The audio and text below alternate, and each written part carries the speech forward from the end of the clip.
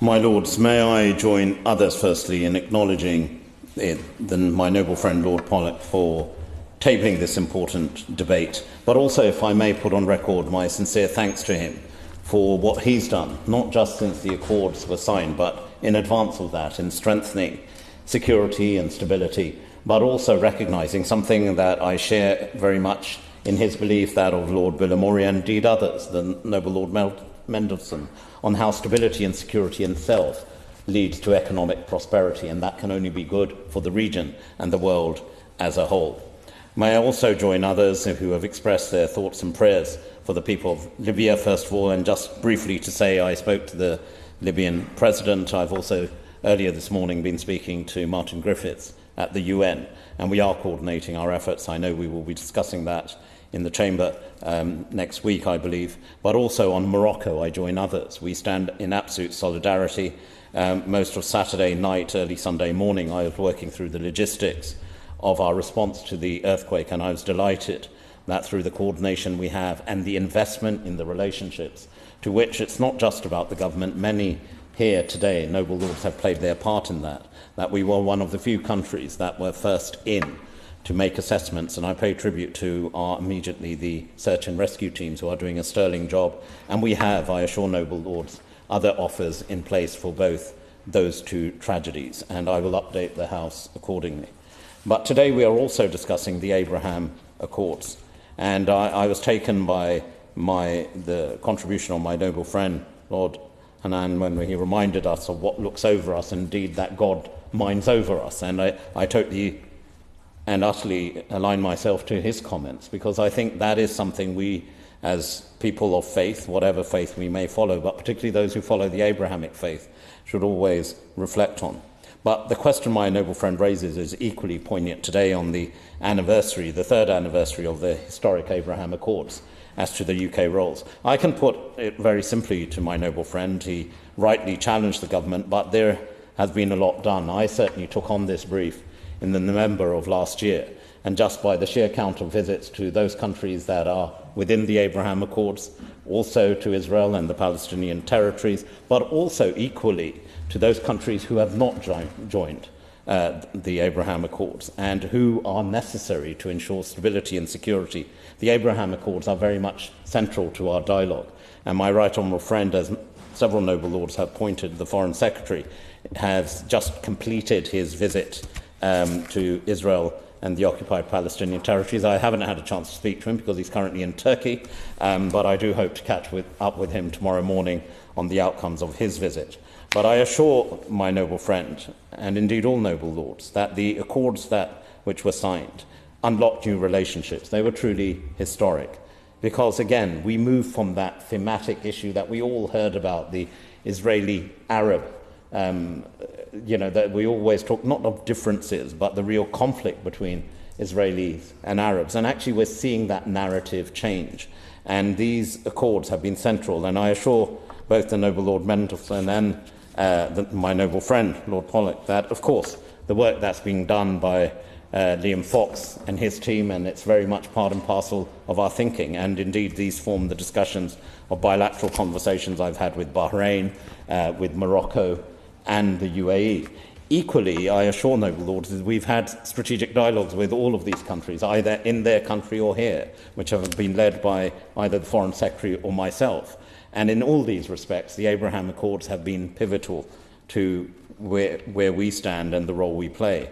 Several noble lords raised the issue of the Negev Accords, and yes, this has been part and parcel of our engagement. These are conversations we've had with the United States and all those participating, including the likes of Morocco, who are next to host the next key meeting. We've also scoped where the UK can really add value, including on common areas of climate. And yes, I can confirm to the noble Lord Bilimoria, we can again use the opportunity of the COP in the UAE to demonstrate our commitment in this particular respect. My lords, this week, my right honourable friend, as I said, the Foreign Secretary visited Israel and the occupied Palestinian territories. The noble Lady Baroness Ludford reflected importantly on this, as did the Right Reverend Prelate. And it's important, as all noble lords have done, the noble Lord Collins, that gave an opportunity, yes, first and foremost, to mark the 75th anniversary of the strength of the UK-Israeli bilateral relationship and our close collaboration across a range of priorities. And my right honourable friend engaged with both the Prime Minister of Israel as well as my dear friend, the Foreign Minister of Israel, Eli Cohen. This includes extensive security and defence cooperation, which continues to safeguard the UK and Israel's national security, as well as our ambitious science, technology and sustainability partnerships, epitomised by our UK-Israel Tech Hub. And there is a real positive story. When I myself visited Israel, actually I think one city the noble Lord Collins didn't get to was the city of Haifa, and that is a real demonstration of how technology and community cohesion works so well. The Right Reverend Prelate reminded us about the challenge we all face, not just internationally but domestically. And what happens in that part of the world, in the Middle East, plays out in the United Kingdom. But I put on record our absolute abhorrence of those who seek to use anti-Semitism, who seek to use Islamophobia and divide communities. That is not our way. It should be no way, any way in the world, and we will continue to stress. And those who use such rhetoric to divide, that rhetoric has rightly been condemned by this government, by myself and indeed colleagues. During his visit to Israel, my right honourable friend, the Foreign Secretary, met key leaders but also community leaders. He also made clear the UK's position on the Middle East peace process and called on both Israel's and the Palestinians to take meaningful actions and step forward, first and foremost to reduce tensions and secure peace. Because if we do not reduce tensions, we will see the current tragic trajectory of the loss of life on both sides. Stability leads to security. Security itself feeds economic prosperity. My noble friends raised the issue of the Abraham Accords, and as I've said, they were historic and remain so. In March this year, my right honourable friend, the Foreign Secretary, signed the UK-Israeli bilateral roadmap with his counterpart, Foreign Minister Cohen. This document puts the historic significance of the Abraham Accords rightly in that particular document. Their potential to nurture profound advancements for security, coexistence, prosperity and peace for the region and all its peoples. The roadmap also sets out our shared ambition to strengthen our partnership with Israel, to boost our economic security and technology ties, advance our cooperation on the environment and climate change, and leverage our combined strengths to address global health challenges. And the UK also continues to work with other Abraham Accord countries exactly on some of these priorities. The UK continues to work with partners across the region, including those who are yet to join or are yet to sign agreements with Israel. And we do believe that we need to build upon the positive and historic progress made at the Negev Summit in March 2022. The noble Lord Collins talked of his particular visit, and of course I'm always keen to meet, and of course we will schedule in a meeting with the delegation that went. But we are negotiating positive relationships with all countries, and in Israel alone we have started negotiations on an upgraded trade agreement, and our tech hub has now facilitated hundreds of innovative partnerships. Today, Israel supplies 1 in 7 of all medicines to the NHS. So I do hope, whilst my noble friend Lord Pollock is a great advocate for dedicated resource within the Foreign Commonwealth and Development Office, I assure him of two things immediately. He has a very dedicated Foreign Secretary, and I hope, with all humility, he would also recognise a dedicated minister who is absolutely committed to the Abraham Accords. But equally, from today's debate, we can see the dedication across your Lordship's House on ensuring the Abraham Accords aren't not just sustained, but further strengthened and deliver. I know my noble friend Lord Godson was seeking to interject. I regret he arrived late, but at the same time I know he too is committed to these important actions that we see with the Abraham Accords. The noble Lord Stone, as ever, always, whenever I see his remarks, hear his remarks, is a positive picture, and his experience is well documented. He remarked that the Abraham Accords are a great opportunity for the region. I agree with him. He said that we want to explore these opportunities for regional cooperation and development. I agree with him. And we can all commit to the fact that this will coordinate with emerging regional architecture in areas of security, stability, and economic progress. We continue to work with Israel through the British Israel Investment Group, exploring opportunity combining UK and Israeli expertise to tackle technology and sustainability issues across the Middle East. In terms of the other Abraham Accord countries, I've already alluded to the extensive programs, visits, and engagements we've had. In December 2020, the UK government warmly welcomed the normalisation of relations between Israel and Morocco. We also value the normalisations with the UAE, Bahrain, and indeed Sudan that the Accords enabled.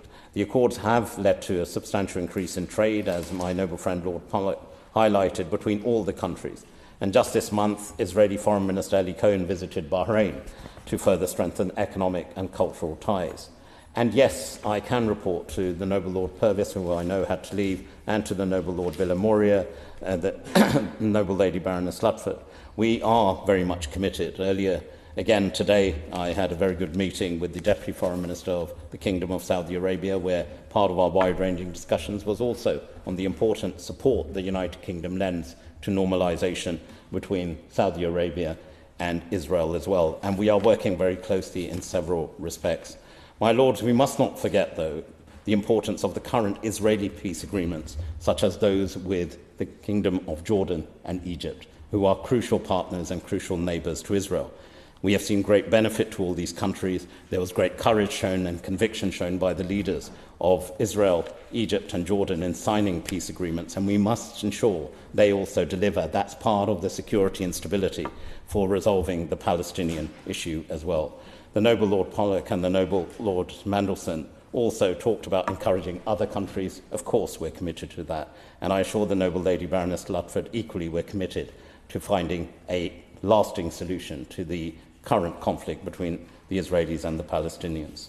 This month, of course, is the 30th anniversary of the Oslo Accords as well, a moment of hope that showed us what is possible in the peace process, and we are committed to that. To conclude, my Lords, in thanking all noble Lords for, again, their very insightful and expert contributions, we do believe the Abraham Accords have generated new momentum, have brought greater stability and security to so many, and the UK is committed to ensure that normalisation delivers benefit for the Palestinian people. It was a historic milestone that brings us closer to the goal of shared prosperity and peace throughout the region. If I may, just on a personal anecdote, which my noble Lord Pollock knows all too well, when my noble friend Lord Hannon was speaking, he talked about how Abraham, Prophet Abraham, unites. And I remember myself, as a born and bred Brit, Muslim by faith, attending a Christian Anglican school, Church of England school, returning home, looking rather confused and asking my mother, what is Judaism? Like all good mothers, she gave me something to eat, and after food for the stomach, she gave me food for thought. Tariq, she said, when we build a house, we lay a foundation, then we put in the walls, and then we lay the roof on top of that house. As Muslims, we believe the foundation of our faith is Judaism. Without the foundations of Judaism, the walls of Christianity would not have been erected. And without the walls of Christianity, the roof of Islam would not have completed what we call the House of Abraham. The other doors and windows represent other faiths and beliefs, and how ultimately, to find peace, security, stability, and progress, we must come together in the house of God. And in that spirit, may I also, on the occasion of the Jewish New Year, wish everyone of the Jewish faith, both here in the UK and across the world, Shana Tova, U Mutaka.